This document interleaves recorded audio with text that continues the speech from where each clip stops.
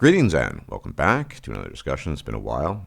I am pleased to be joined by Apocrypha, a very, very, very informed and exceptionally smart individual, to talk about technology, progress, hyperbolic predictions related to this stuff, because that is a very, very common thing you'll hear these days, whether it comes to artificial wombs, connecting your mind to computers, merging with such things.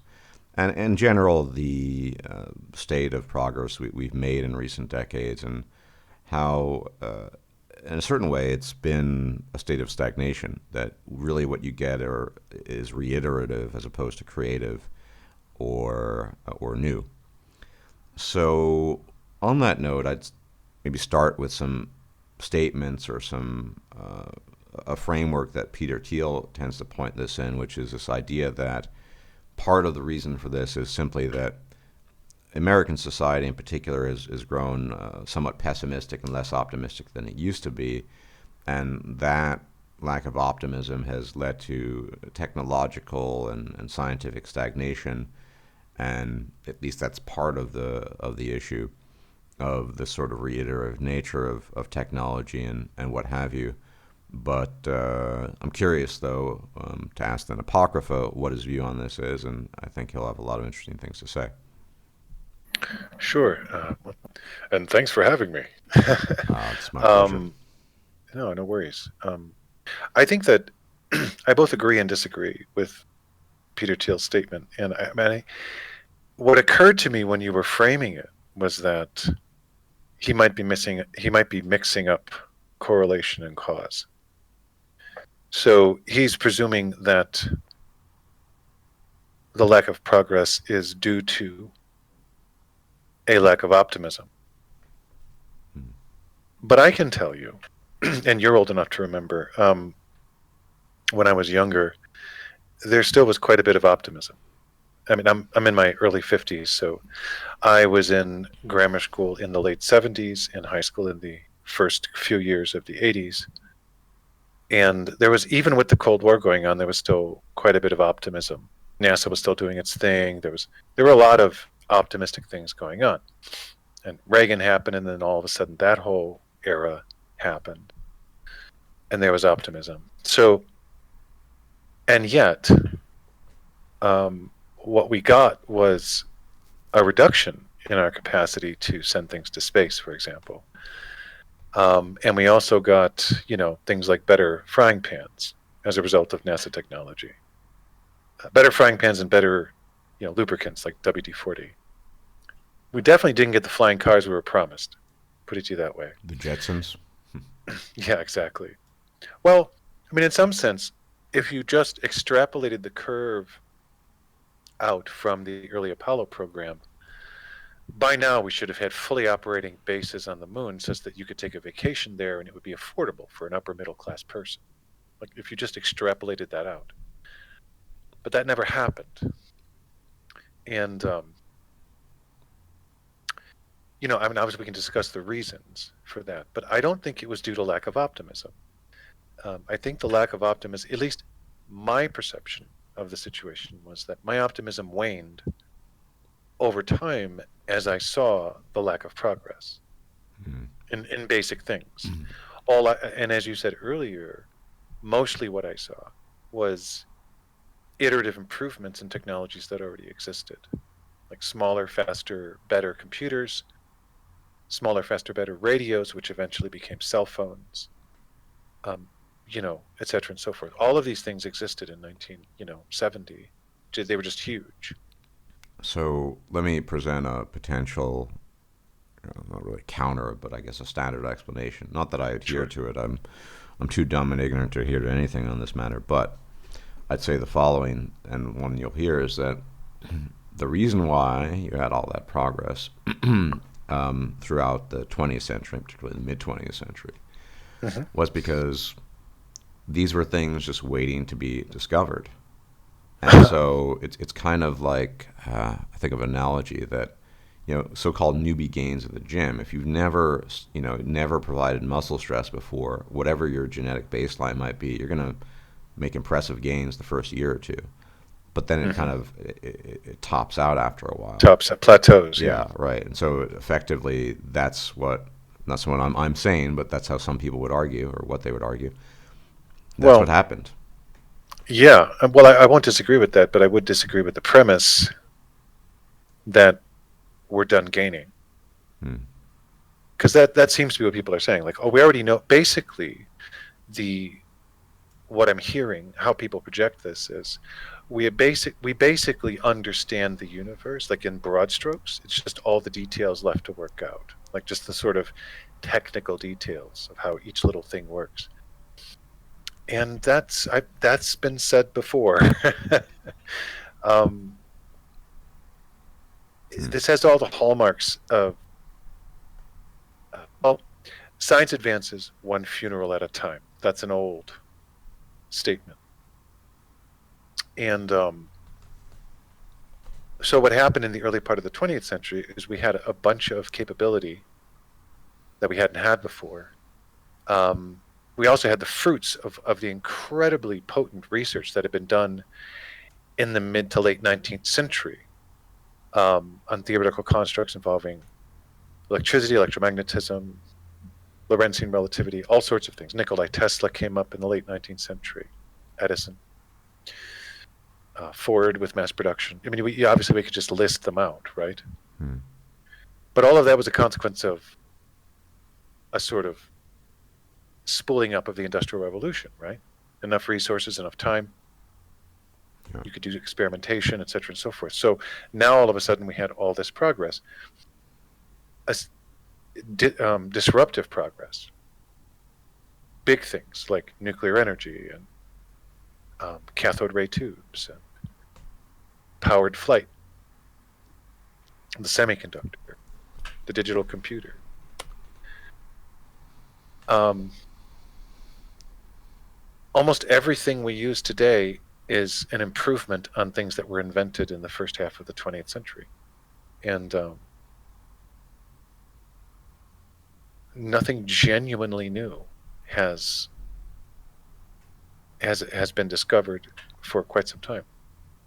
Now I know people will disagree with that, but if you actually look at the genesis of quote unquote new discoveries, um, like AI, for example, isn't really AI. It's there's actually another name for them called expert machines, and this is the term you use for a very narrow artificially intelligent machine, right? And that's what we have now. We don't have general purpose. AI doesn't really exist yet. So we have expert systems, um, but that's not as sexy a term as AI. So people use the term AI interchangeably with expert system. There's all sorts of things that I'm sorry, I'm probably going off into the weeds, but basically what I'm saying is I don't see there doesn't seem to have been a tremendous amount. There doesn't seem to have been any basic scientific discoveries that were disruptive to any paradigm for quite some time. Yeah. The first, yeah, sorry, I'd cite the only exception being the I mean, the double helix discovery. There is a sort of genomic revolution ongoing. This is kind of right, new. That's probably one thing. Again, there's some wildly exaggerated predictions made on that at times too. I'm more familiar with that. But yeah, yeah, that'd be one thing that kind of is occurring and down the line. Well, it depends on what you mean by. I don't want to get into a tangent, but that there have been new discoveries made and things that have changed our understanding of history and prehistory because of that. That's more of a sort of academic sure, understanding of these things. But in terms of the purely mechanical, which is outside of my wheelhouse and your domain of expertise, yeah, I just as a sort of dumb layperson observing, that's my sense too, right? I remember right, the mobile phone. Well, the rich people with their walkie talkies. That's what they looked like, right? Towards the end right. of And the before that, the 80s. ones that were before that, the ones that were briefcase size that they kept in their cars. Yeah, yeah, and so there's that, and I mean, I don't, personally, I wouldn't sort of besmirch that. It's great that things have become more convenient, right? It's great that you can, it'll be crap, but order a $200 laptop and it'll be somewhat functional, and you can Oh yeah, no, do I stuff with it. Absolutely. No, I'm not. I'm not in any way dismissing the utility of what's been done. I mean, I was part of the. I mean, I've been working as a telecommunications, basically engineer for nearly 30 years. So I mean, I built measurable pieces of the internet.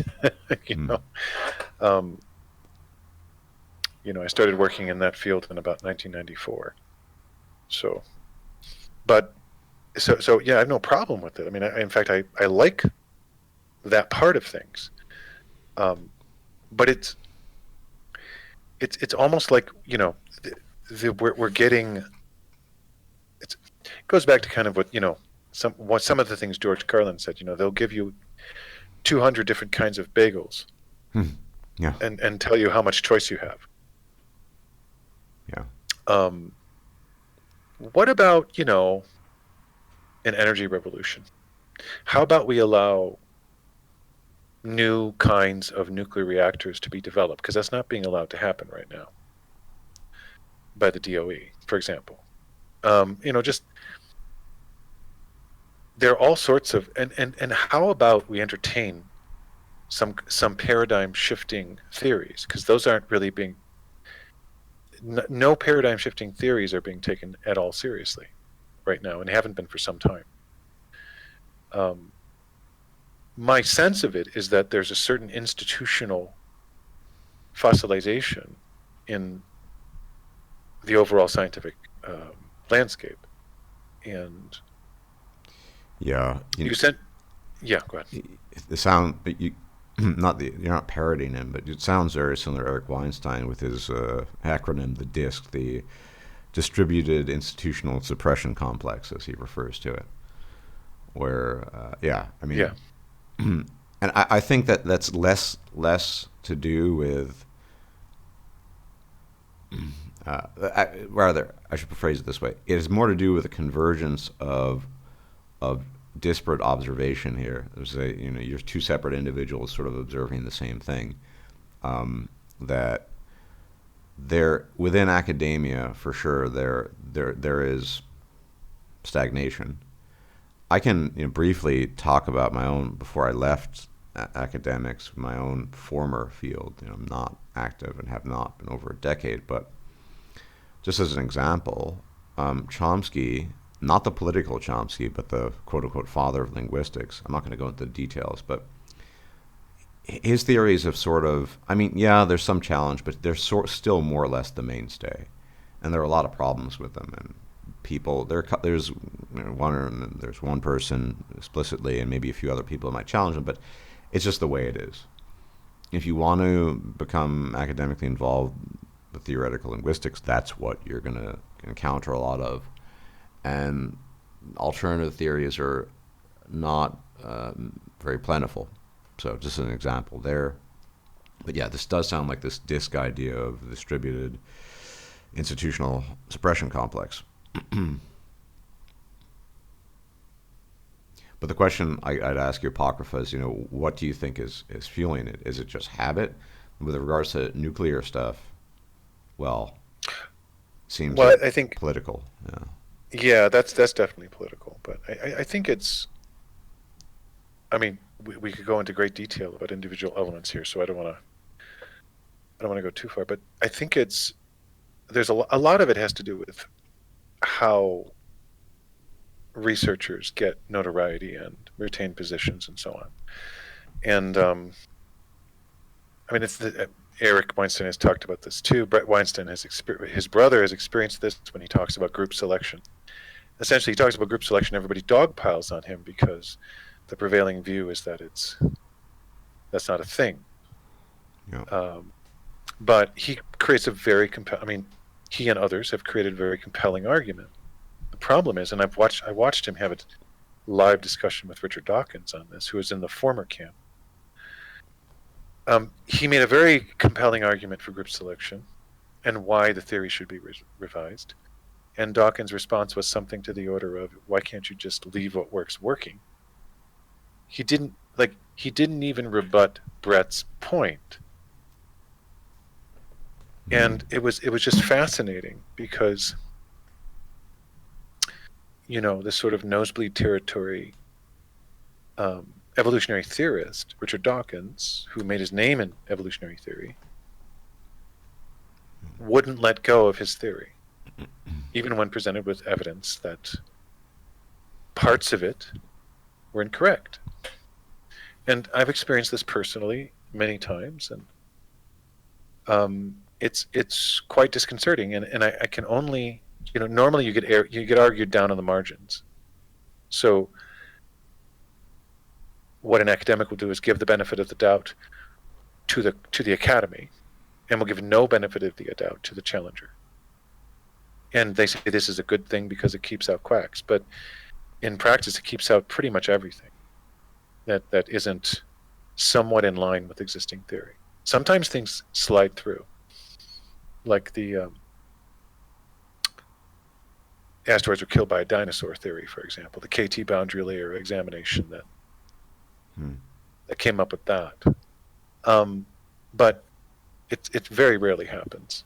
Can we, I mean, just briefly as a sort of concrete example, I think we discussed this a little bit privately, but yeah, I mean, the prevalent wisdom on that had been that 65 million years ago, there was an asteroid impact, Yucatan Peninsula, and this, huge, I forgot what the diameter was. Just a very big asteroid slammed into the Yucatan Peninsula. Yeah, created all sorts of atmospheric Right. issues, and this led to the extinction of the dinosaurs, and this was Correct. considered sort of settled science. Like we understand this now.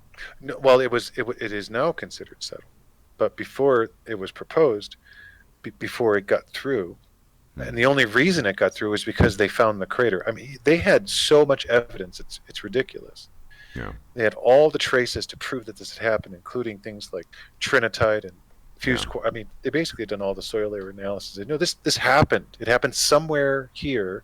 We don't know where, and essentially, unless there's a crater, we don't believe you. Essentially, is what happened. Yeah. Well, they actually managed to find the crater, which is amazing.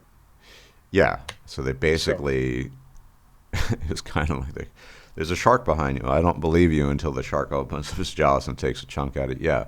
So Correct. That seems to. Here's a picture of the shark. I've taken a picture of the shark behind you. Yeah. Do you believe me now? No, not until the shark bites me. Yeah. Yeah, that seems to be what happens when a theory contradicts whatever the prevailing view is, especially when an individual who presented that prevailing view is still alive and in academia and has power in the journal, landscape. How much of this is just due to sort of natural fossilization process in human beings? And we as we get older, I mean, most of us, we tend to settle in a certain worldview or mindset. And part of that is just, I think, the process of getting older, and part of that is something what I would term dispositional preference. You tend to, like, your personality tends to be most malleable when you're younger, and personality traits are partly heritable, and then eventually it sort of peters out, and then you're sort of going to, I wouldn't say locked in necessarily, but you're going to overwhelmingly drift towards a certain personality type. And then part of that is being less open, I think. That, trait openness is a thing. It's variable between human beings, but there seems to be an egoic, bring up some of the Buddha component here, because a lot of people attach themselves to certain ideas, and there's a kind of conflation that they're sort of taking themselves, their ego, and essentially allowing it to overlap with some abstract idea that they feel should be accredited to them, or at least that they're connected to. They don't even, take any idea, a belief about Austrian economics or whatever, and that if you let go of that idea, there's going to be some damage to the sort of internal ego. So I think that might be what's going on here, that a concession of, not even say wrongdoing, but some measure of the incorrect is impossible, because there's a kind of egoic component that's going to prevent that from happening. Maybe I'm just fishing in the weeds here. No, I think you're totally correct. I mean, you mentioned that I mean, one of the reasons that one of the reasons I try to remain, I've been able to remain fairly open is because I've been practicing meditation for a long time. So I always kind of look in the mirror and say, "Hey, hi, good morning. You're full of shit." You know, Yeah. about something. You're going to be wrong about something today. Figure out what it is. Yeah. Um, and so I've tried to do that. But I think you're right. I think it's probably a little more complicated than that. But um, I think people probably. I don't know that we know if the fossilization as we age is a genuinely is a primarily physical process, or if it can be, or if it is a matter Well, of a fossilization of behaviors, which then creates a yeah, yeah. Let me physical correct sort of that. Yeah, I think that's probably more likely that, and the right. egoic component again. We all. I think it's a natural human tendency to identify with a set of beliefs and ideas, Hmm. and this it can Yeah. extend then into sort of group identity. You see this in Hmm. religious practices or cults, and that it's very difficult to detach from that. And because we do have, I don't want to get into necessarily in this conversation a talk about the self or the lack thereof, but now people just attach these ideas very firmly to their identity as individuals, and I suspect that say a Dawkins, I don't think this is conscious on his part, but if he were to say, entertain some of this stuff and say, maybe I was wrong about that, I guess there's a kind of knee jerk feeling on that account that he would somehow be it would be he'd be insulting his legacy, and it'd be sort of a demonstration that effectively he's a dumbass. I wouldn't say anything, Right. but yeah, Yeah. No. I mean, when your entire career is based on the fact that you were right about something, yeah, then it's kind of difficult to let that go. I mean, yeah, this is I do agree with. I mean, there are a lot of things there are a number of things I agree with Eric Weinstein on, and one of them is that you know scientists should really not be getting paid for being right. They should be getting paid for doing good science, yeah. and which would mean that I think he mentioned something about scientific assassins coming in and just ripping apart work that was not very good. But basically, yeah, I think the generational thing. I mean, look at the structure of universities and of academies and how the funding is distributed and so on. All the power and prestige comes from, oh, we have these professors on staff and they did these amazing things. Hmm. And if those amazing things are suddenly, oh, actually, we've expanded on this theory and it's only a special case, and there's a broader theory which actually explains it better. Suddenly, that not only does that professor in some sense lose prestige, but so does the university that employs him. Well, And that's all. So, yeah, on that point, Weinstein did a podcast with his brother, probably the best one to date because it had elements of a detective story. I don't know if you checked that out. If not, I would strongly urge you to. I haven't. I'll check it out though. Oh yeah. Long story short, if the tale is to be true and to be believed, Brett came up with some revolutionary idea about 15 years ago. No, now God, it's going on 20-ish years ago. And there's a case of academic theft in a way. There was some female who was heading some lab. I don't want to go into the details; it'd be boring. But needless to say, she sort of kept the information to herself, and then later published his own discoveries and theories as part of her own, and there was no accreditation. And there's a good example of human ego interfering with. Hmm. I mean, and the problem there, it's kind of like an arms race, isn't it? Because if you don't Yes. operate off of the ego and you're trying to be as humble and potentially revisionist as possible to your own ideas, then nobody else is playing that game. You lose. It's kind of like women, right? The makeup game. If Yeah. if you don't want to wear the makeup, you're gonna knock. Your SMB is gonna drop sort of because every other female Right. is artificially inflating it. So Unless, yeah. unless you're an extraordinarily natural beauty. Unless So there, that but even in that case, you could still, right? sure. But I mean, I'm just bringing that up in Yeah, terms of the rarity of it, like yeah, a Richard Feynman or something. yeah. Um, it's and it almost seems as if the system has. I mean, I'm going to use some allegories here, but it almost seems as if the system has developed a sort of immune response to being disrupted by people like Feynman, who in fact did disrupt the system um, With by being positive right. reception. Yeah. Yeah. So I mean, I think now for a true disruptive discovery to happen, you have to build something and make it work. Like you just you can't. You're not going to get. You're probably not going to get any breakthrough discoveries past a journal if it doesn't. If it's not in line with existing theory, or if it goes against existing theory. Well, peer review, right? Yeah. It's Correct. something Yeah. Weinstein's very critical of.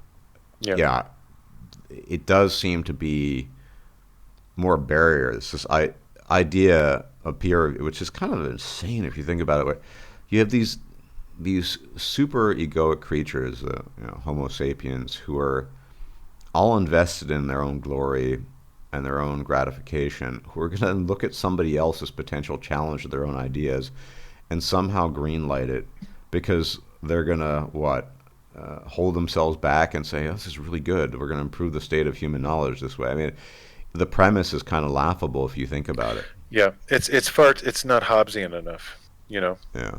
It doesn't. It's not pessimistic enough. It's too optimistic. I mean, peer review would work fantastically well if people were basically honest and good, but they're not.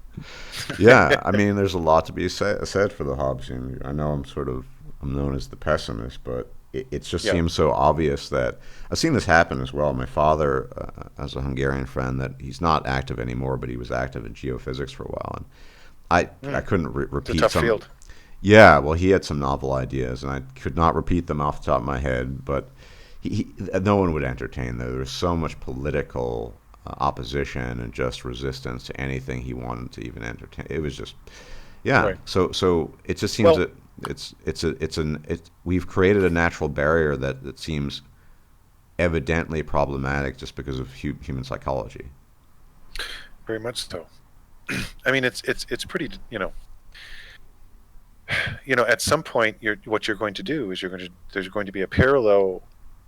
There's going to be some kind of parallel discipline or group of individuals who will develop these ideas away from the controls of the academy and of society, and then they'll develop them into something that will work. And then all of a sudden, they're essentially courting their own demise by doing this, and it's kind of weird. I mean, I don't for the level of IQ involved, it's kind of surprising that they're not smart enough to see that they're actually working against their own interests.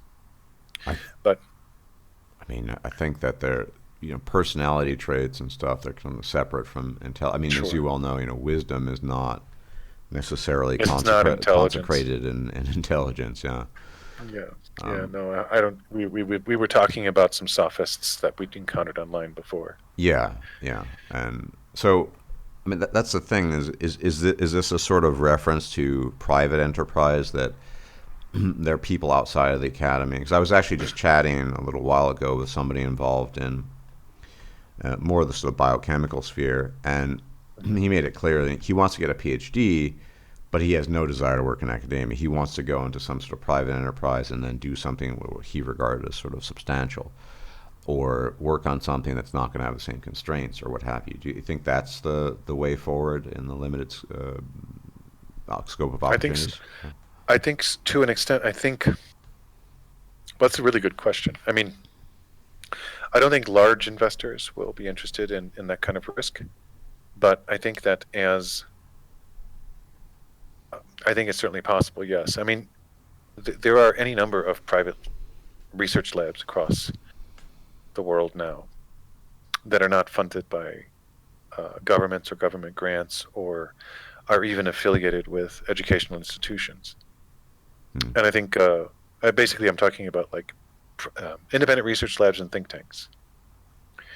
And I think that although these guys are fairly chaotic in terms of what they produce, I think that's pretty much, yeah, I would agree. That's pretty much where the action will actually be in the near to midterm future, until there's a big disruptive discovery, and then the institutions will, be forced to repair themselves. Okay. Having stated that, I have a challenge for you. you Oh, you really big brain nibba, us not as big brain nibbas, but talk about something that you think could have been done in the last couple of decades that was resisted because of this institutional bias or the barricading. That even if it's somewhat technical, maybe break it down so lay people can understand what kind of technology could we have seen in your humble view and ability to interpret it mm. in 2020 that had just received systemic bias and just and barricading, and try to make it understandable for the rest of us. Hmm. Well, as linked to like some disruptive discovery, Yes. right? I'll have to be fairly speculative, but Okay. just because I'm not, I can think of a few things that might be true but haven't been proven to be true yet. Um, well, for one thing, a theory of gravity that actually works. If we had, because right now we're kind of stuck with the lambda CDM theory of everything. That's the sort of container that holds the Big Bang and all the other theories. That's the major cosmological theory out there, lambda cold dark matter. And we're kind of stuck with that. And there's a lot of evidence coming forward as we start sending out advanced space probes that there's something else going on out there. There's a lot more stuff in space that doesn't add up with a gravity only cosmological theory. Hmm. If we had a theory of gravity that so right now gravity is a sort of side effect of a space-time curvature as codified in Einstein's general theory of relativity. It's not a force, it's a kind of side effect. Um, and that may not be, that may or may not be true. If it isn't true, and if gravity is a force that we simply don't understand yet, let's say I'm aware of one theory that has some traction, an alternative theory, which is a theory that says that gravity is actually the collective effect of atomic dipoles pulling on each other. So if you just imagine an atom, just a hydrogen atom, it's a dot with a circle around it and another dot in that circle, right? As these atoms start coalescing, they start to squeeze each other together, and the nucleus gets offset by a small amount, and that offset creates an electric dipole, which would, in theory, be perfectly penetrative of all matter in terms of its force. It would act on everything because it's an atomic, not an electric. It's an electrical dipole, but it's functioning at the atomic level. So it would attract everything. Everything would be attracted to it from the front side, and then from the back side, everything would be repelled by it. So I think it's an interesting theory. It's being tested right now. We'll find out. But like, for example, let's assume that that's true. Wow. If that's true, and we had discovered it in 1990, and all of a sudden, by 2020, we would already have colonies in space, and because the cost to send things into space would have drastically reduced, because we could have manipulated the effect of gravity on the mass of the objects we were transporting into space, in theory. Hmm. I'm not talking about anti-gravity, by the way. I'm just saying, by understanding how the relationship between gravity and mass works, you could, in theory, with this model, exert enough energy, which was the equivalent amount of energy that would have been exerted, but in an electrical form. So all of a sudden, you can use electricity to neutralize mass, even though it's a bunch of electricity. It would be a lot easier to send a 10-ton object into orbit if it only weighed 1 ton, and that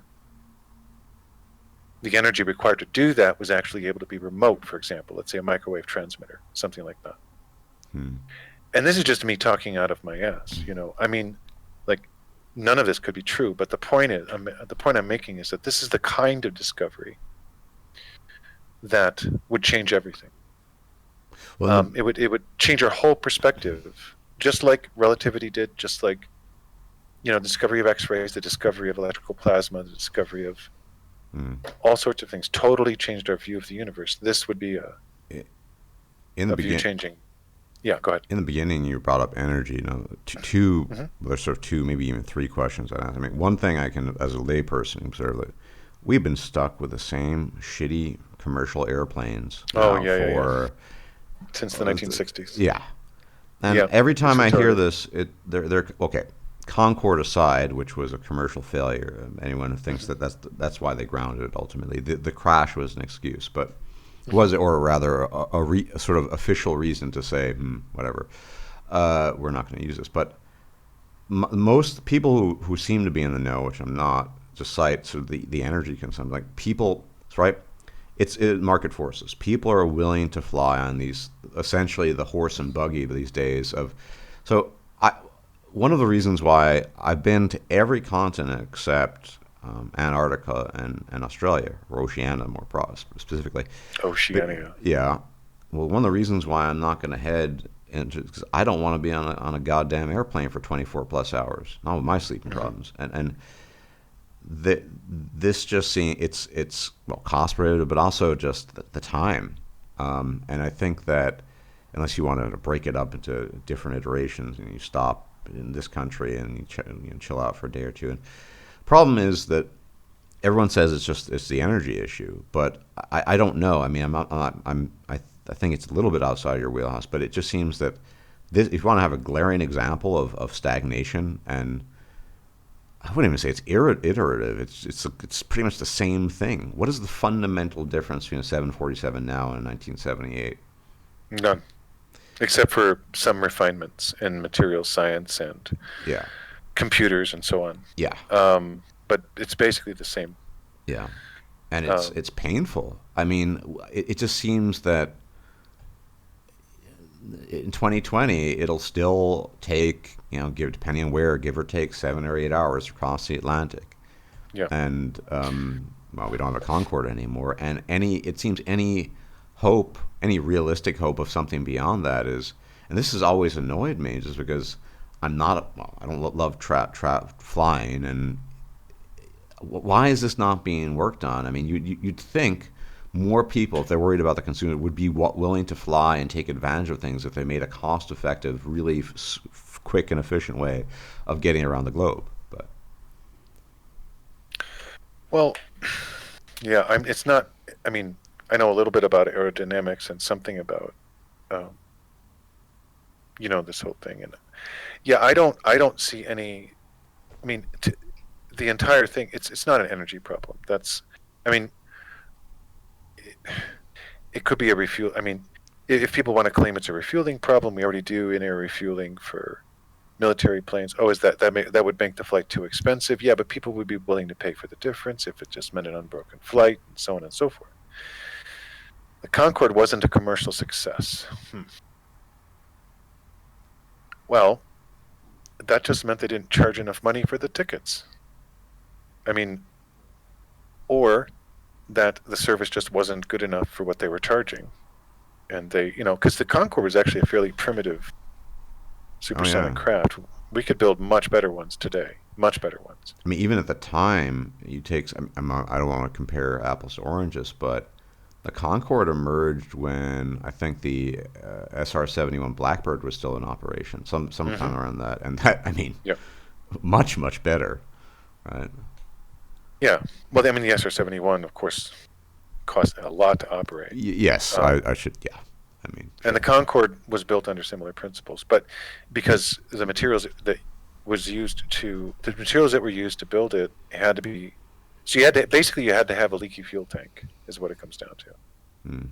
Because at supersonic speeds, the skin would heat up, the metal would expand, and then everything would seal up. It's a little more complicated than that, but basically things had to be loose fitted for ground, and because they would expand and become tightly fitted during supersonic flight. That's no longer an issue today. We have materials that don't do that. We have other materials that, I mean, carbon fiber. There are all sorts of interesting materials that the military certainly, but other concerns are using to build, you know, flying machines, as it were, that don't have these deficits. I don't know why it's not being done in the consumer sector. I I think it's all. It may be a regulatory hurdle. I don't know. my suspicion, and this is just me throwing darts in the dark, is it just comes down to the amount of effort and energy, well, human energy, has to be expended when people are, for whatever reason, are still willing to fly the horse and buggy. What's the point? I guess that because from an economic perspective, why innovate? It's I mean, it seems for this is the kind of the Yeah, thread, the sort of the theme of much of what we're which is what we're discussing is talking that, about. yeah, that look, if Joe Schmo and Jill Schmo are willing to buy, iPad version 7,000.95, whatever, I mean, why would you innovate? People are willing to buy the next. I mean, I look at this, in the gaming world with consoles. Everyone's getting excited about the next generation of consoles. They're super primitive computers that are going to do a little bit more than the next, but there'll be some good advertisements, and then there'll be some promo, and then people will get it, and so why really do anything groundbreaking? Or I think that economic incentives. I think there's a kind of Venus flytrap there, in a Mm. sense that people say economic incentives create an innovation, yeah, but they also halt it because sometimes you need to think beyond the economic to really push the boundaries. And if you're just thinking about what's cost effective and what's going to keep people in the queue to keep on buying your product, that's not necessarily going to be innovative. It's going to be iterative, as you point out. And I think that Right. probably might be the issue with commercial air flight as well. Well, you raise a good point. I mean, this is why I'm not entirely in disagreement with Peter Thiel on his estimation. Um, if people aren't demanding it, then it's not going to materialize. Yep. And we don't.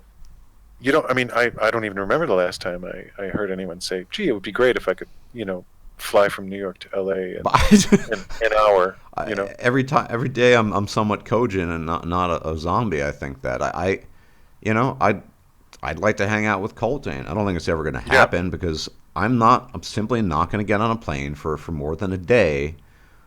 I'm just not going to do it. I yeah. don't want to do it. There are too many health for me. I'm just not going to do it. So, but there is occasional talk. You can go on a website and find, London to Sydney, 4 hours. But this is pie in the sky. At least is how it's presented. Yeah. Well, I mean, and there's the SpaceX promise as Yeah. well, which is I find interesting, where they're talking about flying anywhere in the world in under an hour, Right. um, All by doing this. hyper, Yeah. hyper. A lot of I this. won't get into the details, Yeah. but But people can look it up. yeah, exiting the atmosphere proper and Hmm. yeah. But I mean, to tie this into sort of energy, I'm sure you're familiar with the Kardashev scale. This idea of Hmm. yeah, yeah. Talk So level.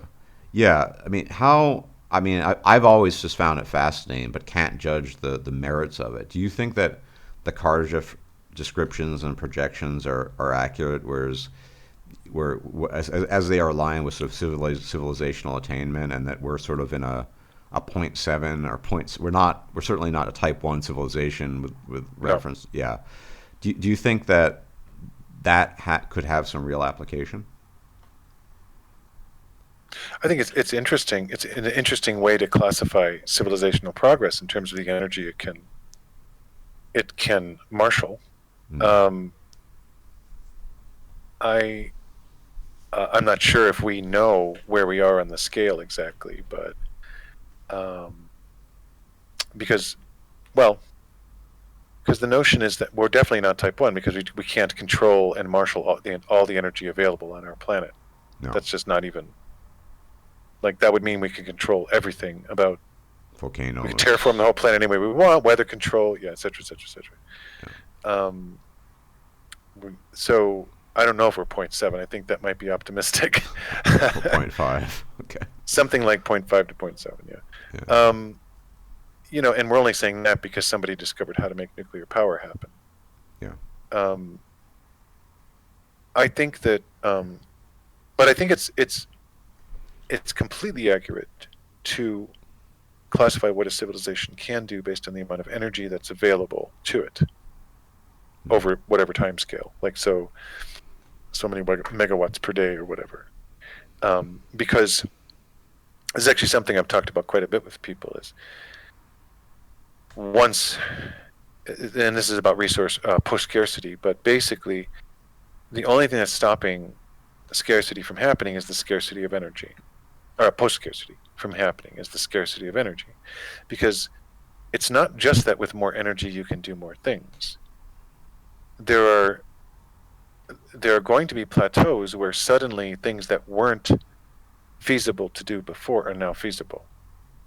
And those things, for example, once energy becomes cheap enough, you can just pump water as you want, desalinate and pump as much fresh water around as you want. You could turn a desert into a garden, no problem. An entire desert, if Mm. energy is cheap enough. If energy is cheap enough, manufacturing becomes incredibly cheap. Transport becomes incredibly cheap. Incredibly cheap. Like it's energy is the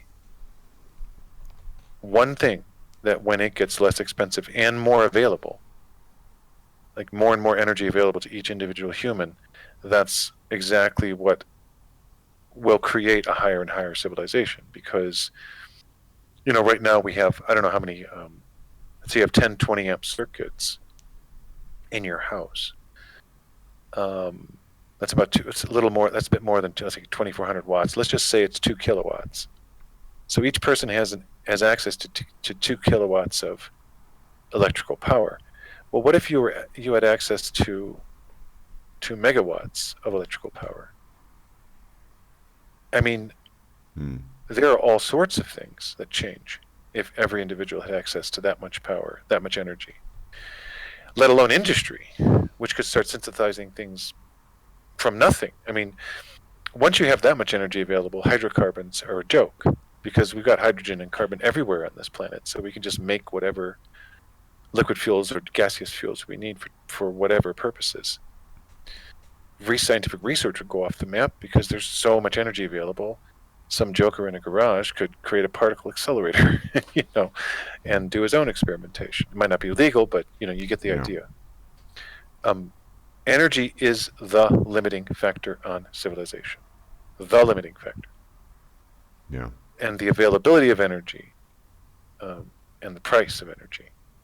It's all so the Kardashev scale has merit in terms of it's trying to figure out something about the relationship of energy to civilizational progress.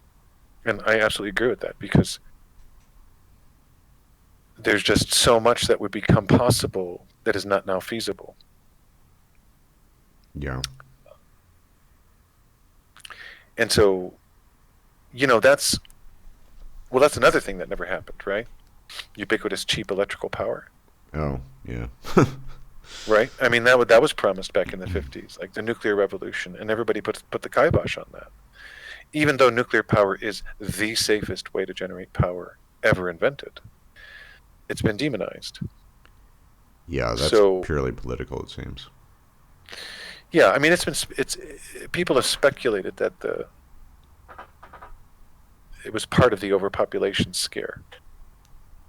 Mm. That is to say that the overpopulation scare back in the 60s and 70s created the impetus to, excuse me, created the impetus to have that narrative come forward because people realized with that much energy, you'd create a lot of food and there'd be too many people to feed. And in other words, the old Malthusian trap. They probably thought there was a Malthusian trap there and didn't want to trigger it. I don't agree with that assessment, but Well, I have a simpler idea or theory. I mean, okay. after Nagasaki and Hiroshima, right, Mm. all it took were political ideologues to demonize all forms of energy that would be somehow related to that, right? I mean, look at the destruction it caused. I mean, people underestimate. I mean, World War II just across the board, but even that, I mean, that went on for decades. This sort of debate about nukes and as a consequence, nuclear energy, and then Hmm. it's it's one of these cases I've noticed. I'll bring it back to what I'm talking about, where people who are very invested in sort of, I guess, the accepted theories of human behavior, like we're all socialized, and we're socialized because we're enculturated, and we're enculturated because we're, right, this sort of Right. right. They do not hold their own theories up to the same standard when they criticize things like evolutionary explanations or what have you. In the same Hmm. sense, you might have some, way out there, once in a blue moon issue with a nuclear reactor, but they wouldn't hold the same standard to whatever proffered idea for energy they have or the problems they might have. It's always just they're on the attack. So it's I guess it's kind of even getting back to sort of KT and whatever. Not only that case didn't just need to be airtight, it needed to be beyond airtight, right? Right. So you would effectively need some kind of nuclear reactor that would be immune to to disruption, breakdown, as sort of perfection. Everything needs to be perfect. But whereas whatever the mainstream opinion is, political, scientific, it, it's just not held to the same standard as its prevailing wisdom. I think really it probably has more to do with Correct. that. Yeah. Yeah. I mean, that's yeah. I mean, there are very safe, if not completely safe, nuclear reactor designs out there. Yeah. It's just they're not allowed to be experimented with, Yeah. which is I find very odd. I mean, designs that were developed at Oak Ridge Laboratory in the mid to late '60s, developed meaning built and tested and work, were not allowed to be commercialized or expanded upon. So we're stuck with the old school reactors, and so that's a problem. But yeah, it's the same thing. I mean, it's a similar. It's interesting because that's a similar idea as to what we've been discussing, which is the fossilization of technology via institutional forces. Um, Weirdly, the nuclear power ban came from the side that you would think would be more interested in scientific progress, right? No, I mean no, because right, we let's break this down. We have a lot of wedge issues these days. So you have True. environmental issues.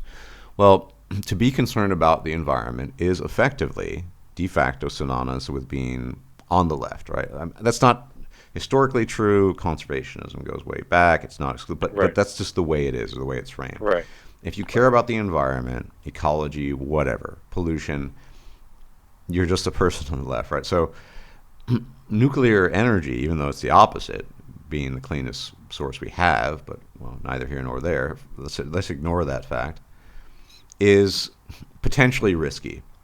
It killed hundreds of thousands of people. Blah blah blah. Therefore, bad, right? And then so and it also does not.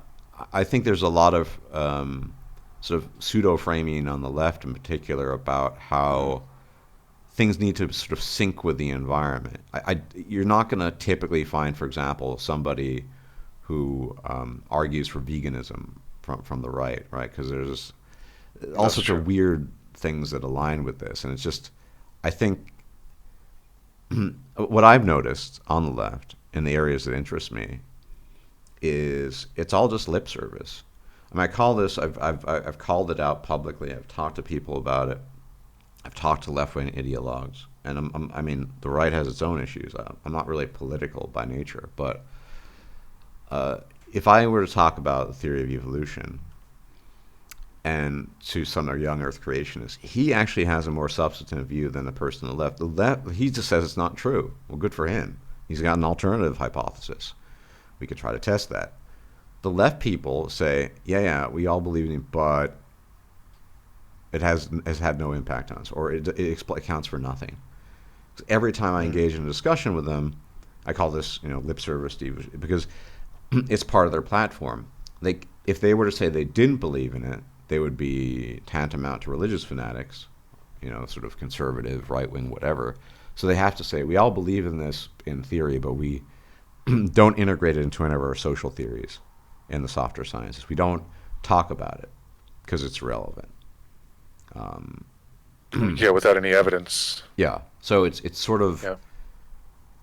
I think the left has a panoply of a lot of this stuff where they pay lip service to X, but in actuality they're not truly interested in the details.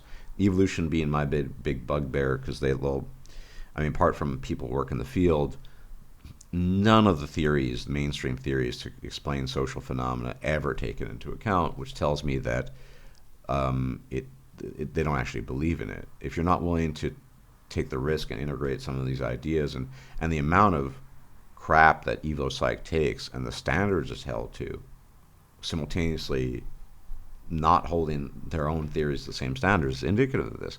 I think it's also true Yes. of anything that becomes fossilized in terms of an ideology. Because we now live in a time where, and I suppose it's always been true, that particular framings of the world were attached to particular ideological positions, but it just seems that you're interested in the environment, well, you got to be on the left, right? You're interested in clean energy, well, electric is the only way to go. And forget about, because if you're interested in the alternative, you're on the right or whatever. It's sort of, Right. it's like a straitjacket almost. If you subscribe to a political ideology these days, at least parts of it, and you openly profess that, then you will be straitjacketed into that, even though you might have some disagreement or you just think maybe they're right about X but not about Y. I think a lot of this comes back to this just political ideology, human ego, and the inability to let go of these things and to separate ourselves from our own belief systems in order to progress.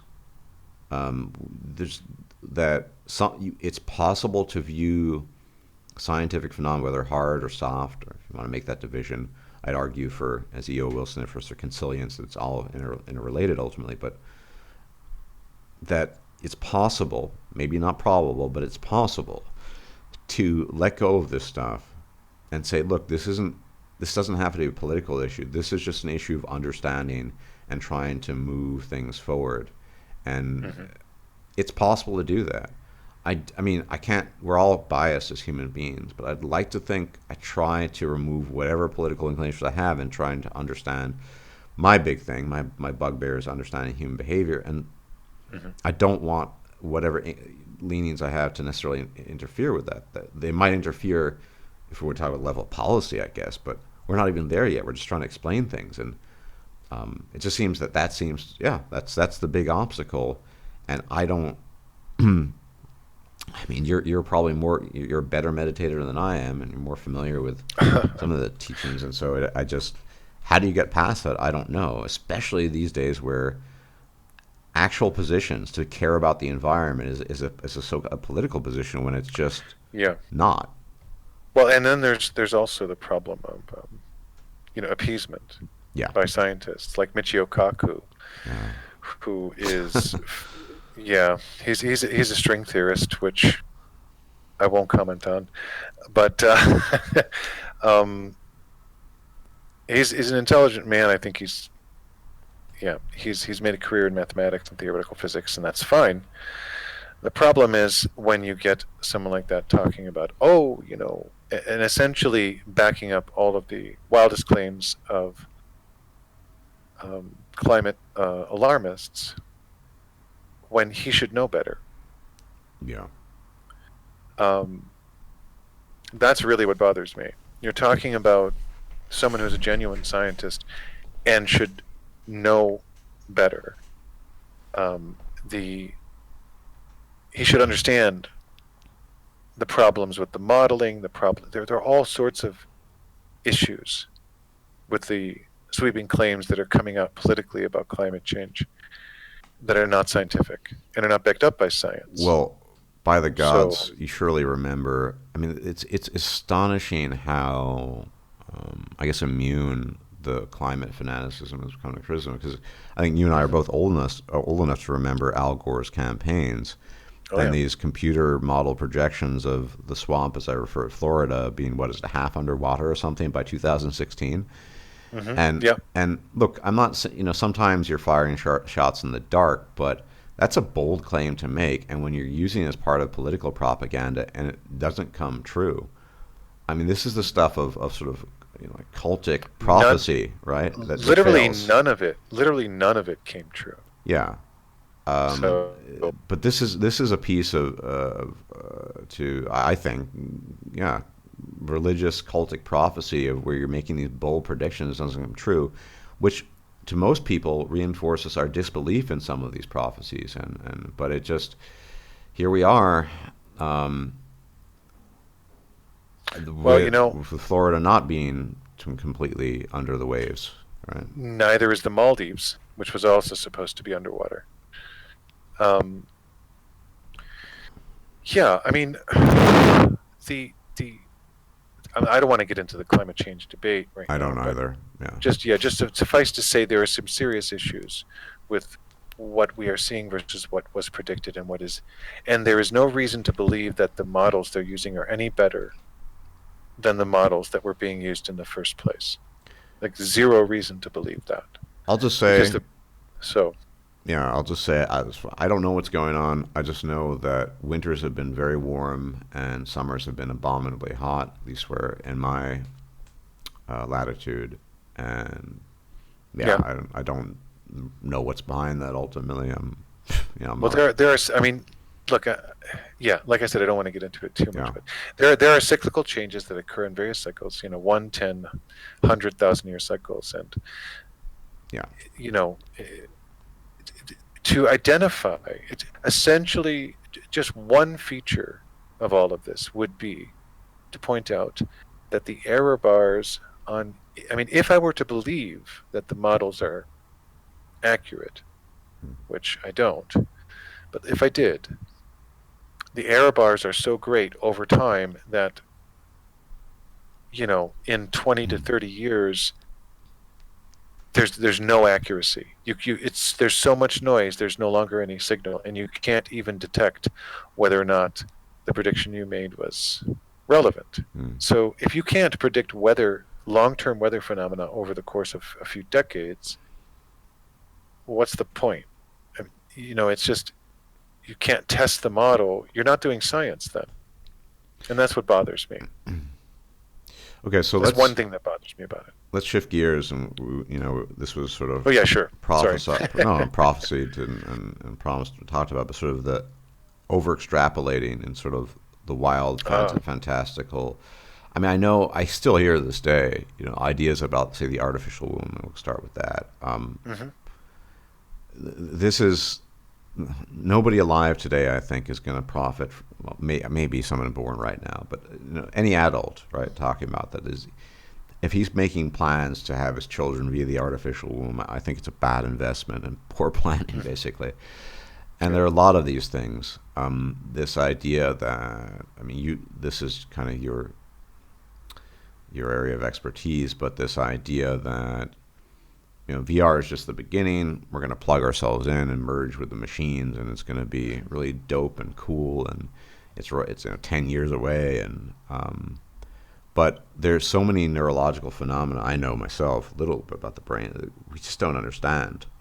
We don't really. The one thing I've noticed, having looked into it, is that we have some ideas about where certain operations take place in the brain, Yes. language processing, whatever. But the process, like how does memory consolidation, for example, actually occur? We know, for example, that I'm the champ of not getting sleep affects it. That there's something like neural plaque, whatever. We know kind of things around it, but what is actually going on seems, as far as I can tell, that people don't know.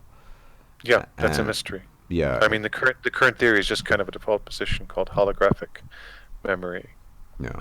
but it's not. It hasn't been proven. And for any effective Um, technology to emerge that would actually involve this so-called merging of minds, as it were, we would have to have a working theory of memory as opposed to a completely hypothetical one, I'd think. Absolutely. Oh yeah, absolutely. I mean, there's an argument against it, and okay, so I'm perfectly on board with the idea, and you can tell me what you think about this. That we already can intercept perceptual nerves. So we can already interface with the oral nerve, the ear, nerves from the ear, and nerves from the eye, and simulate. We've already made artificial ears and artificial eyes Hmm. in some sense.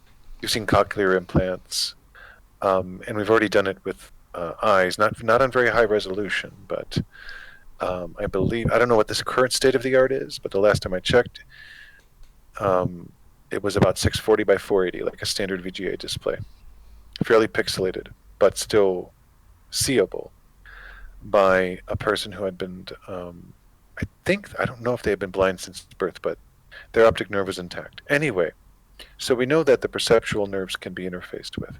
That makes sense. It's a fairly, if you think about it, it's a fairly simple thing. You're using electrical impulses to interface with a perceptual nerve cluster, so you're just kind of intercepting the signals. You know there are signals, you've measured them, let's intercept them and see if we can replicate them. That seems to work pretty well. So I have no problem imagining that we could create virtual displays that only we can see. None at all. Or that we could have visual and audio completely implanted and totally wireless.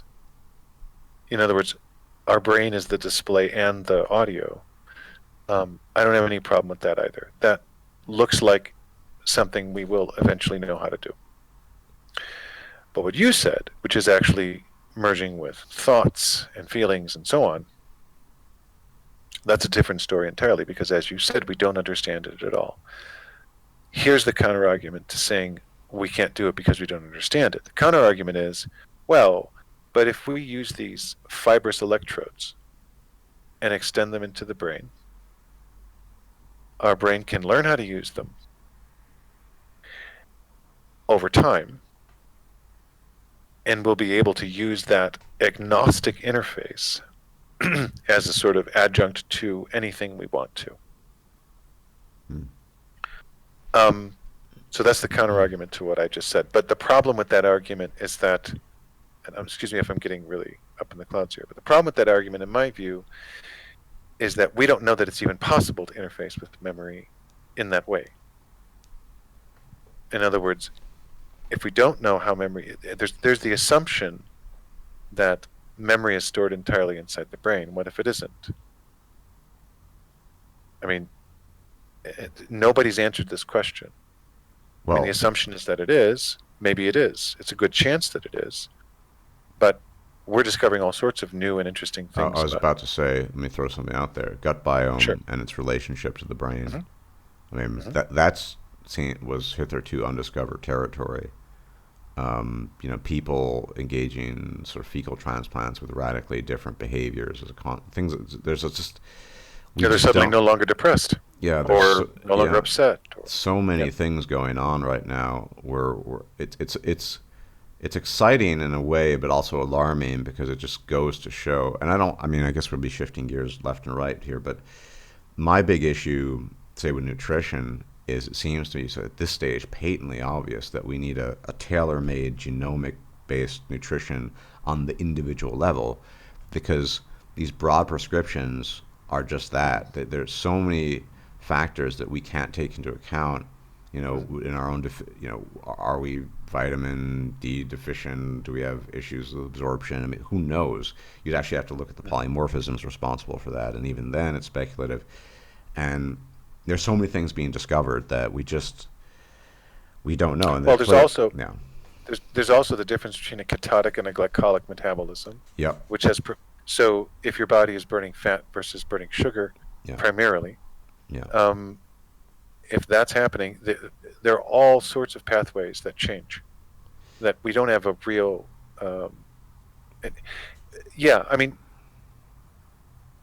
I would just like it if nutritionists would listen to biochemists, to be honest.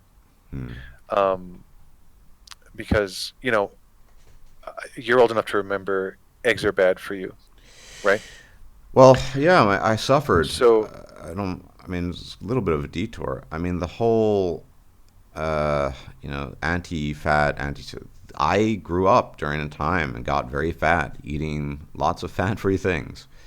as a Hmm. child, not being aware of the consequences. I mean, people address Coke. I never drank Coke.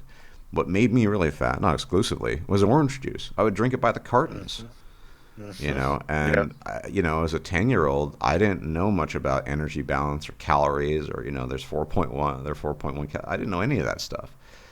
I just, orange juice is healthy, vitamin C, drink it, okay, and Yep.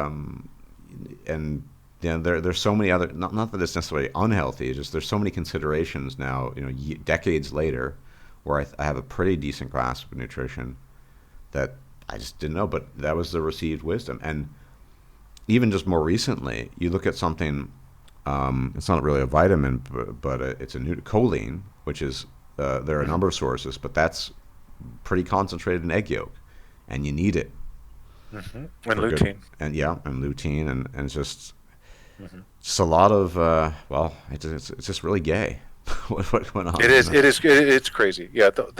I mean, the discussion of nutrition. This is an example of an incredible failure of science. Yep. I mean, it's just And unbelievable it's one I'm that what pretty familiar with, in contrast to Ansel Keys physics. and yeah, Yeah.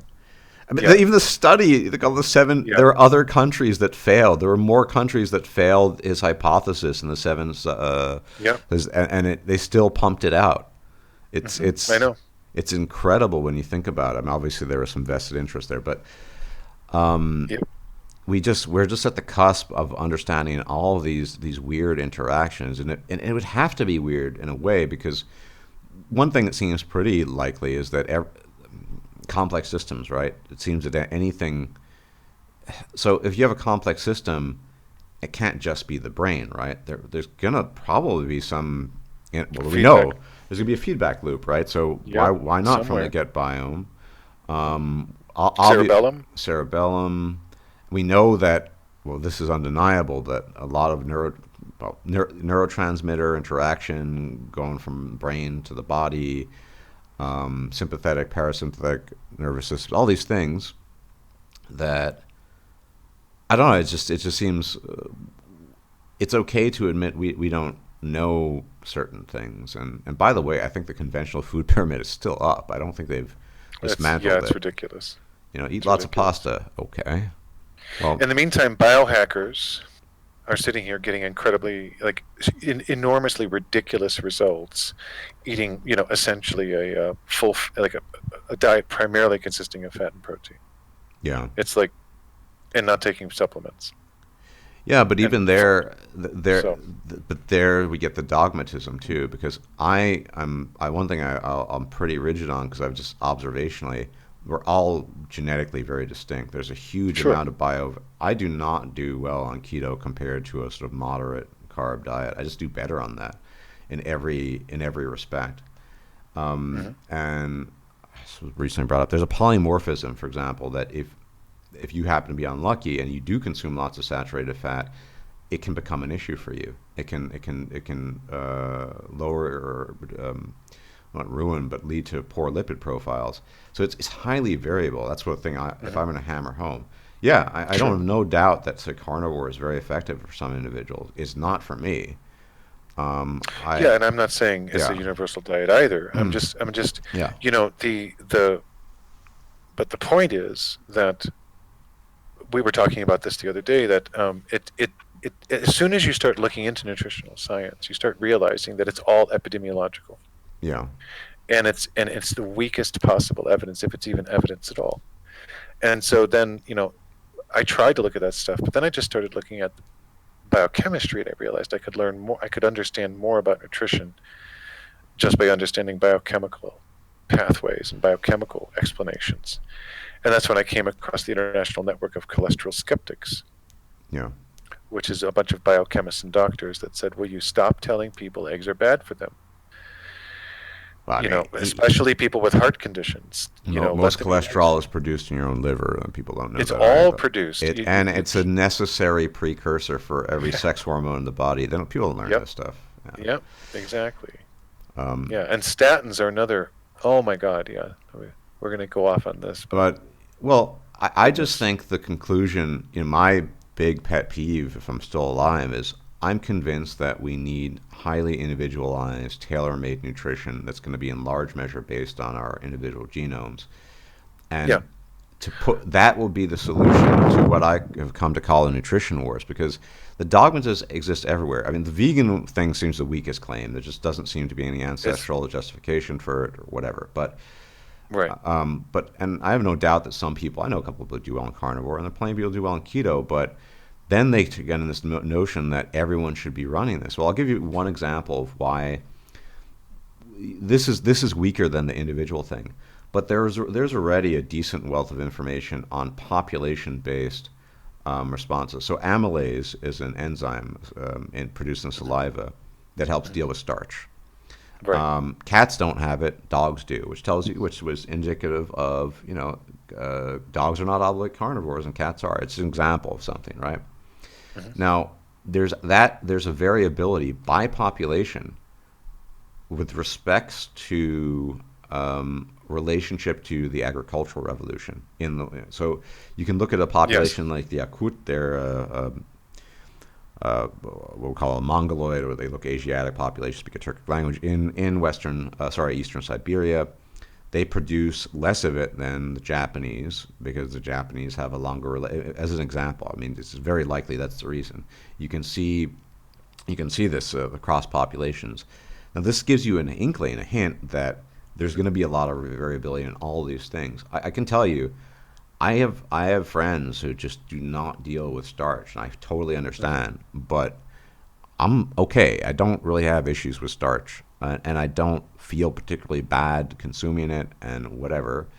And I think this is the thing where because and this was all started by the Ansel Keys stuff. And I'm kind of ranting now, but this is one wheel area where I have some knowledge. Is that essentially there was so much distrust engendered by the dogmatism of the government nonsense that was promoted vis-a-vis Keys and other people that Hmm. everyone got really suspicious, and now they're kind of all on their bandwagon. So if you go on YouTube and it's carnivore or bust, keto or bust, low carb or bust, vegan or bust, Right. whatever it might be, when the reality is a lot more complicated. Now I get it, if you're trying to sell something you need to sort of make it all encompassing, but I think that yeah, that there needs to be this envelope needs to be pushed of sort of individual tailor-made nutrition. I mean, I'll give you an example. One of the talks that Eric Weinstein had with, I think his name is Brett Greenfeld. He cited the fact, because this guy's wealthy and he can buy all this equipment to monitor it, eating green beans produced a massive insulin response from you. Who would have thunk, right? I mean, it's odd. You Hmm. wouldn't think it, but for whatever reason, so there's that individual variability, which is, could only be encapsulated in testing for these things, which is largely technology not available to your common person these days. True. And so I'm kind of ranting, but I think it's very, very unfortunate that the things happened in the previous decades, and now we're in this era of ideological rigidity with respect to nutrition that is just well, it's a shame. It is. I mean, I think that I personally think that if somebody wants to get some traction and they don't have the money to buy all these monitoring tools, you could just try different kinds of elimination diets and seeing how they affect you. In other words, reduce your diet to a very simple set of things Hmm. that are sort of characteristic of various sociocultural groups, and then go from there. And I think that's what nutritionists should be doing Yeah. with people. Um,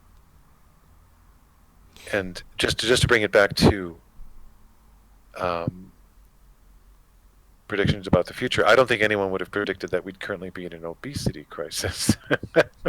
Not in the 1950s, no. No, I no. mean, there, yeah, but even there, I don't. I mean, this is kind of above, but there are keto fanatics that say that calories don't matter. It's insane, but Well, okay, so there's actually a biochemical reason for that. It's just that if you're not eating carbohydrates, or if you're eating very, very few, and your body is mostly in ketosis, then I, Yeah. the fats that your body doesn't use um, don't necessarily get turned into fat stores, especially if you keep yourself fed and not hungry.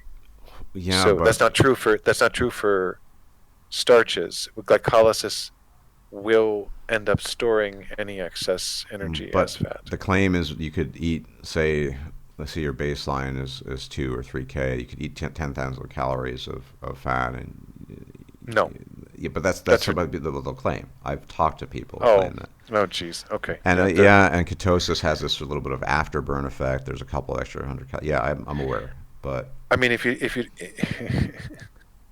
I hesitate to think what would actually happen if you did that. It probably wouldn't be comfortable. I'll put it to you that way. my understanding is that the sort of weight loss benefits come mostly from heightened satiety. Um, Heightened from satiety and the fact that ketosis doesn't, that is a more difficult pathway to go from ketosis to fat storage. Because once your body becomes fat adapted, then your body starts burning your local fat reserves more readily as well. Yeah. No, look, So I'm not like I've done keto in the past. I find it yeah, so large, you know how it works. largely without benefit and sometimes harmful. It makes my sleep worse. Actually, I sleep worse. Oh wow. Yeah, it makes my sleep, and I can't. I think sleep is more important than nutrition, so I don't bother Yes. writing it. So I Well, I just mean, I do. had the opposite effect when I was Mm, doing. So I went pure carnivore for. I mean, I did it for a month to see what would happen, mm. and it vastly improved a lot of things for me. But then I have, um, let's just say that you probably don't have to go back too far to find some cavemen in my ancestry. Well, yeah. I mean, yeah, but this is interesting that I'm. You can if you have the data. Like most of my ancestors were actually farmers. Not all of them, but they were mostly Mm. farmers. People I've noticed who do best on keto. I mean, it's predictive vaguely. Most of their ancestors were hunter gatherers. I mean, nobody's pure, whatever, but something like 60 to 70% of my ancestors were farmers. I have Mm. a friend. It's more like 70% of his ancestors were hunter gatherers. I'm not sure if this is entirely predictive, but there could be a relationship, as I pointed out with the amylase production, between Mm. what how your if your ancestors were close to agriculture for a long time. I mean, I have, frankly speaking, fewer issues with carbs than some of these people, and You're right.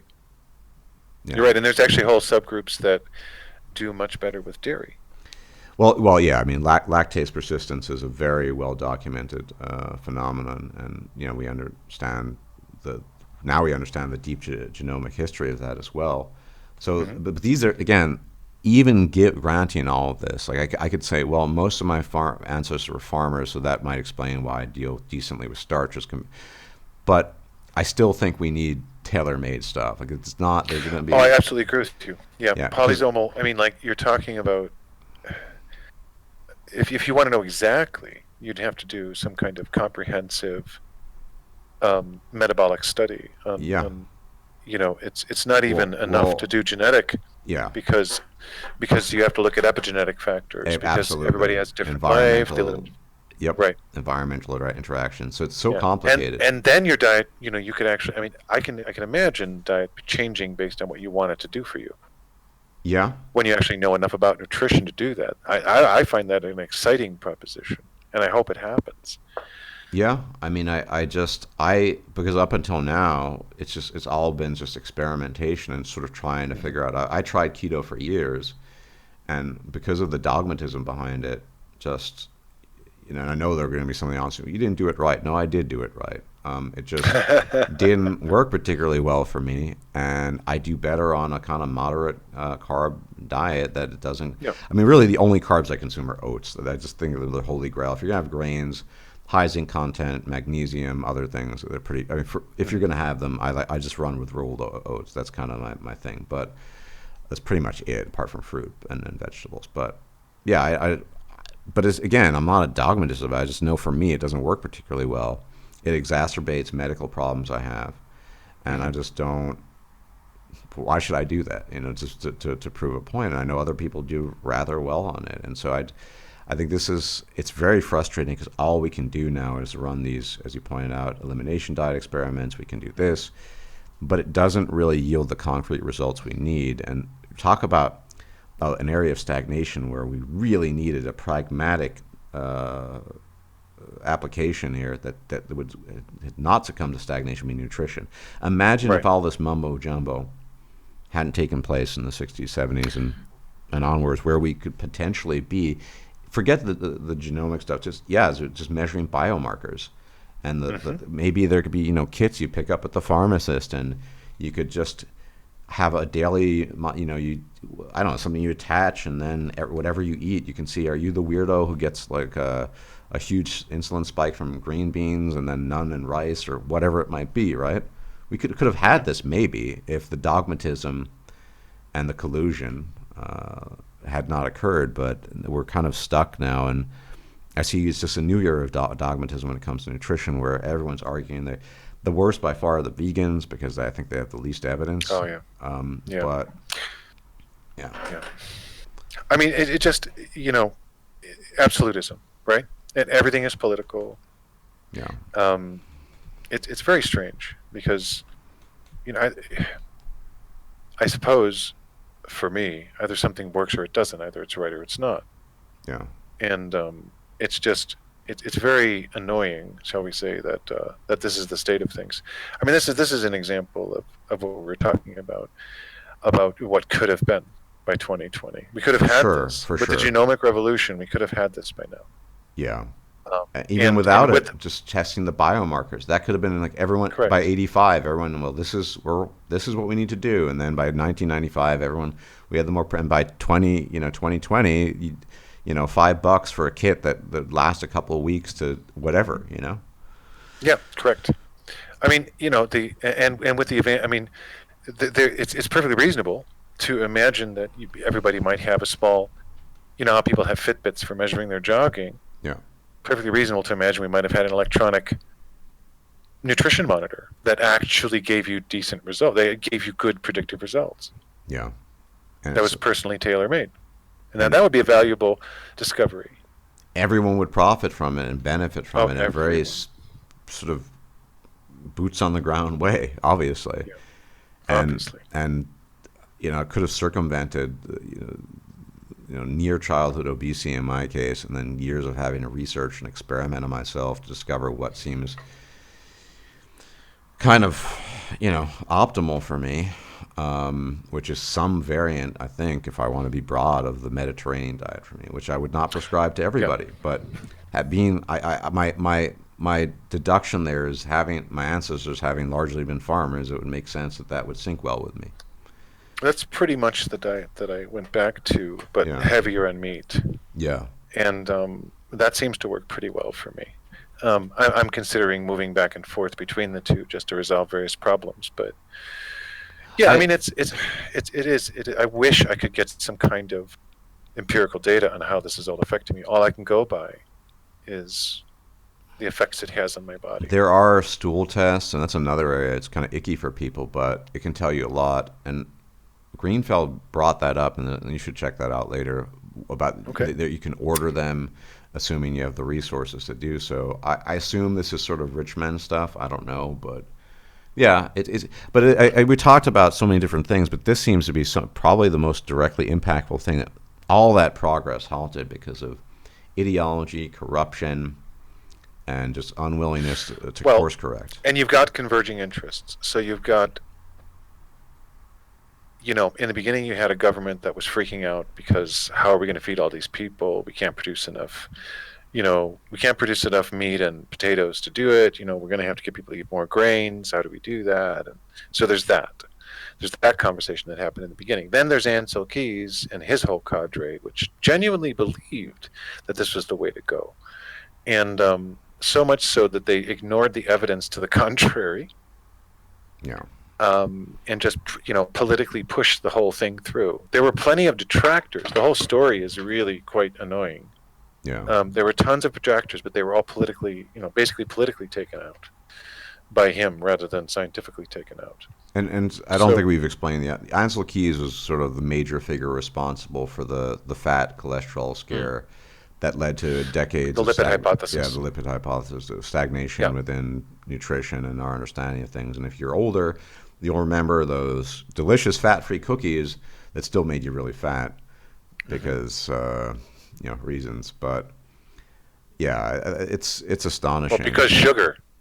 Right, right. And I mean, I don't think sugar is great by any stretch. But then I think carbs have their value too, depending on the context. So they're it's sort of a counter revolution. There was sort of carbs are evil. I think Hmm. they're very useful depending on the context. I would not want, I think for any sort of athletic performance that is more on the extreme end, they're very useful for obvious reasons, for instance, glycogen. Again, it depends on the individual, though. There are Yeah, some yeah. athletes that are doing quite well with a ketogenic diet, and some who don't. Some who apparently Yeah, yeah, need but carbs. So basic biometrics in terms of anaerobic activity, as far as I know, you can't make you need to make use of glycogen for quick, powerful movements. I don't want to get into this is going to sort of we can talk about this privately perhaps, but sure, sure. in any event, um, yeah. So that's a lot. I mean, to sort of That would have had a lot of impact. That really would have if we didn't have this 50-year delay in nutrition science. yeah, yeah. That's a very That's sort of one obvious one, elephant in the Mhm. room. Now, Big elephant in the room. getting back to your area of expertise with AI, I know there's a lot of Ah, whether it's the Melody project, sex bots, dolls, whatever. I the projections. I think I'm skeptical, but I'm inherently, you could say, pessimistic. Do you really think in 10 years you're going to get sort of perfect waifu bots that are more or less a simulation of humans? no, but you'll get something a little better than Alexa. Right. So I mean, you'll get a. I mean, because they're not. There are some significant. Let me put it this way: there are significant structural problems with the development of a general purpose intelligence. Not least of which is that we don't understand why we can't continuously improve neural networks and their performance. Yeah. There are some known limitations to neural networks, and it's all a local minima maxima problem, which is probably details of which are probably too much to get into at the moment. But basically, we don't know how to get around this problem yet. It requires a breakthrough in the understanding of what intelligence is, how human brains do some of their interpretation of their environment. Um, just one simple example would be a sentence. The old rowboats, the old rowboats. You got the implication of both of those sentences, right? Yeah. They're different, and they're different in emphasis, and the emphasis is subtle. But one meant one thing and one meant another, and we don't. We may have AI now that's capable of cracking that particular problem, but only because we've trained it to crack that particular problem, which is called a narrow AI solution. We don't understand general interpretive structures because we don't understand why it is we can't do autogenic improvement of neural networking. Yeah. What that means is that the best neural networks in the world were handcrafted Mm. in the beginning, and then they were trained. Um, Now, I'm sure people will bring up exceptions and so on, but the general understanding in artificial intelligence at the moment is that that is a truth. And they've done, you can imagine the amount of money that's been poured into studying this problem over the past 15 years, 20 years. And they've, haven't gotten nowhere, but they've really just developed new ways to develop more complex and narrow AI. We're no, as far as I mean, protestations aside, I don't think we're any closer to general purpose intelligence. I really don't. I mean, Deep Blue, for example, that beat the Go champion, which was supposedly a huge success for AI, which it was. A robotics expert talked to the engineers afterwards and said, "Hey, what would happen if I put a different Go board in here? Say it was bigger." And the engineer said, "Oh, it wouldn't work. It wouldn't work at all. We'd have to retrain it." And that gives you an idea of how narrow the AI that we're using is. It's not a simple issue to explain, but basically we don't necessarily understand exactly how AI is picking and choosing what it considers a learned response. It often is things that we don't understand. One classic example is, people were training an AI to recognize wolves as opposed to dogs, and it seemed to work pretty well, but it seemed to get basically 100% all the time after they had trained it. They were like, great, and then they started sending in random images and realized that there was a significant anomaly rate. Like, what the hell is going on? This didn't work in the sample set. Well, it turned out that when they looked at what it was looking for, it was looking for snow. It wasn't looking for wolves. Because all the pictures, almost all the pictures of wolves had snow in the picture. Right. And that was the most prominent thing that the learning algorithm, the prominent and simple thing the learning algorithm could detect. So that's an example of what I mean by narrow AI. Yeah. Now, we know this now, so we look at what the AI is doing when it makes its decisions, but that's still handcrafting. That's us interfering in the process to train the thing to do what we want it to do. That's still narrow with human intervention. Yeah. So the notion that AI is just going to magically become sentient in 2029 or 2030 that would require an understanding of general intelligence. The confidence is ridiculous. Oh, it's going to happen. Really? Really? Well, we're still flying in the old horse and buggy, so I guess seems possibly likely to be similar. But yeah, I'm not saying it's not. Well, in this case, it's an information theory that needs to be. So it's not materially constrained per se, but regardless, it's the kind of thing. It's essentially, it's not an intractable problem, but it currently is a mysterious problem that is difficult to define. on a final note, because my shortest fuse, there you go, spinnerism. My fuse is short, and but it seems to me that we talked about economic incentives with respect to AI, that the interest in the public is pretty minimal, apart from some fringe, people interested in sort of life like sex dolls or whatever. Maybe that's part of the problem as well. It's a very obscure, arcane thing, and people don't readily see the application necessarily. That maybe lack of resources as well I don't know. I'm just sort of. Well, I don't think. Well, what I was, as far as waifu bots are concerned, I don't think that's as much of an issue, because I think men will be perfectly willing to accept a narrow AI in that case, because it's going to feel real enough. Yeah. Like, you'll know it's not real, but it'll feel much more real than you might expect. But it's not going to have, general purpose intelligence. It's not going to be able to solve problems for you per se. It's not going to be able to, there are a lot of things it won't be able to do. Yeah. And so although, the Melody Project, for example, I have no doubt it will succeed in terms of creating a viable, seemingly intelligent and conversational companion, but probably not all that much better than a sort of Alexa experience. At least not in the near term. Yeah. Because we just don't know enough about it to do much more than create sort of branch trees and decision trees based on, certain common responses, word combinations, that kind of thing. So generally, making a companion that can perform creative conversation, that's what I have an issue with people talking about, because it's just, let alone, the prediction that suddenly we're going to have, like Bill Gates said, the moment you impress a general purpose intelligence into silicon, the world changes.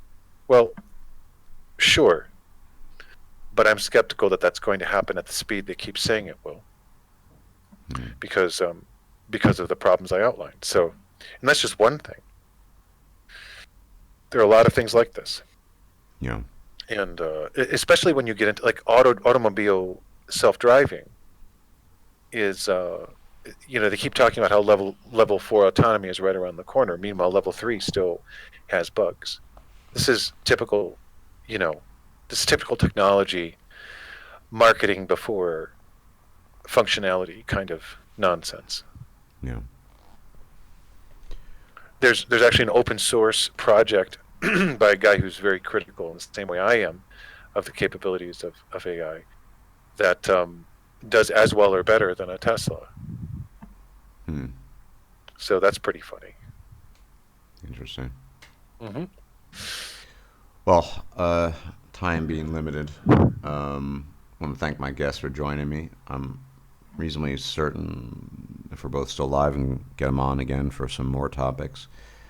I hope that was interesting. Yeah, I hope it wasn't too dense. Yeah, there's always that risk. I fear I might have committed myself a bit to density as well, but there's always that risk. And I will, if I'm still alive, and et cetera, check you out later. So thanks for tuning in, everyone, and I'll check you out another time. Take care. If you liked this video, please like, share, and subscribe. And if you enjoy my content, please consider making a donation or becoming a patron. Thanks for watching.